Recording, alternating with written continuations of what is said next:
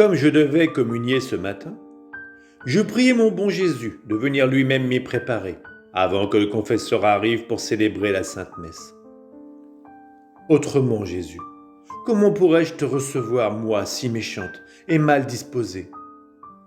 Pendant que je priais ainsi, mon Jésus se montra heureux de venir, et en le voyant, j'ai eu l'impression qu'il me pénétrait de ses regards très purs et étincelants de lumière. Comment expliquer ce que ces regards produisirent en moi? Pas l'ombre d'une petite poussière lui échappait. Je préférerais ne pas parler de ces choses, vu que les opérations de la grâce peuvent difficilement s'exprimer par des mots, et qu'il y a grand risque de déformer la vérité.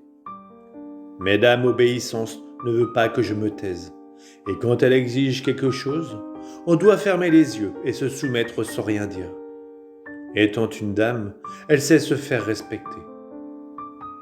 Je poursuis donc ma narration. Dès le premier regard de Jésus, je l'ai supplié de me purifier. Il m'a semblé que tout ce qui jetait une ombre sur mon âme fut balayé. À son deuxième regard, je lui ai demandé de m'illuminer. En effet, à quoi servirait à une pierre précieuse d'être pure si elle ne peut attirer des regards admirateurs en brillant devant leurs yeux? On la regarderait peut-être, mais d'un œil indifférent. J'avais besoin de cette lumière, non seulement pour faire resplendir mon âme, mais aussi pour m'aider à saisir la grandeur de ce qui allait m'arriver. J'allais être non seulement regardé par mon doux Jésus, mais identifié à lui. Jésus semblait me pénétrer comme la lumière du soleil pénètre le cristal. Ensuite, comme il me regardait toujours, je lui ai dit « Très aimable Jésus, puisqu'il t'a plu de me purifier, puis de m'illuminer, sois gentil maintenant et sanctifie-moi. Cela est très important puisque je vais te recevoir, toi, le Saint des Saints. Il n'est pas convenable que je sois si différente de toi. » Toujours aussi bienveillant envers sa misérable créature, Jésus prit mon âme dans ses mains créatrices et y fit des retouches un peu partout. Comment dire ce que ces retouches ont produit en moi et comment mes passions ont ainsi repris leur place? Sanctifié par ces touches divines, mes désirs, mes penchants, mes affections, les battements de mon cœur et tous mes sens furent complètement transformés et sans se bousculer comme avant, ils formèrent une douce harmonie aux oreilles de mon cher Jésus. Ils étaient comme des rayons de lumière blessant son cœur adorable. Oh, comme il s'amusait et quelques instants heureux j'ai savourés. Ah, j'ai expérimenté la paix des saints. Ce fut pour moi un paradis de joie et de délices. Ensuite, Jésus revêtit mon âme du manteau de la foi, de l'espérance et de la charité, en murmurant à mon oreille la façon de pratiquer ses vertus. Il poursuivit en me pénétrant d'un autre rayon de lumière qui me fit voir mon néant. Ah, j'avais l'impression de n'être qu'un grain de sable au fond d'un vaste océan qui est Dieu. Et ce grain de sable se dissolvait dans cette mer immense, c'est-à-dire en Dieu.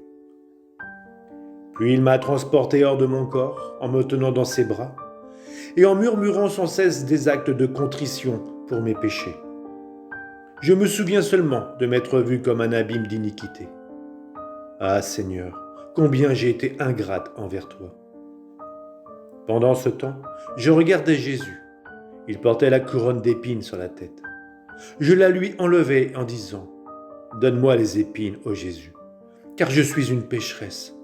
Les épines me conviennent, mais pas à toi, le juste, le très saint. » Alors Jésus l'enfonça sur ma tête. Ensuite, je ne sais comment, j'ai aperçu de loin le confesseur. Aussitôt, j'ai prié Jésus d'aller le préparer lui aussi à la communion.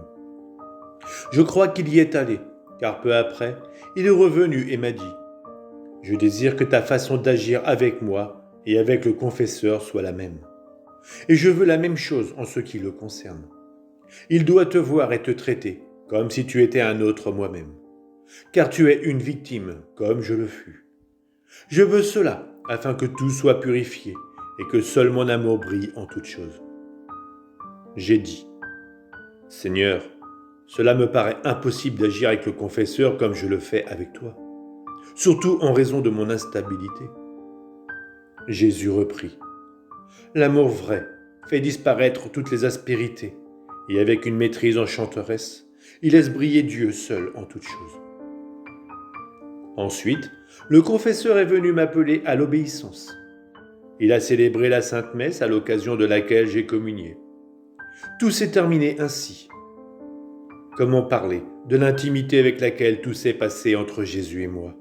C'est impossible à exprimer. Je n'ai pas de mots pour me faire comprendre. Par conséquent, je m'arrête ici.